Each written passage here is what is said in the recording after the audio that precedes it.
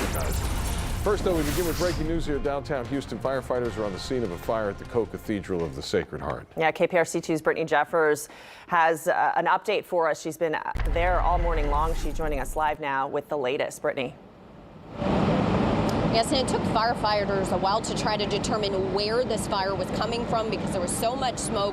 But within the last hour, we have learned that this fire started in the mechanical room of this church, possibly caused by the elevator motors. And it has been a very active scene out here. You can still see firefighters who've been coming in and out of the building trying to mitigate that smoke.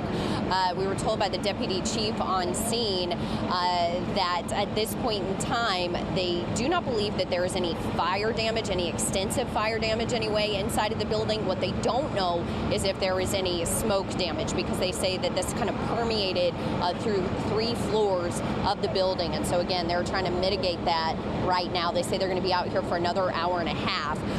Now, we asked, and they say thankfully no one was inside of the church at the time of the fire. They say that it was a smoke alarm that alerted the firefighters originally about the flames inside of the building. But again, the deputy chief calling this bit of detective work that they had to do this morning to try to determine where that fire was coming from. But at this point in time, it has been extinguished. Something else that he wanted to point out is the fact that there are several streets that are still blocked off. For some perspective, we're here at San Jacinto and Jefferson Street, where there's fire trucks surrounding the church right now. And they say that they're likely going to be out here for the next 90 minutes or so. So if you're headed to work, if you're going to be in the area, just be mindful of that, as they will still be out here for quite some time.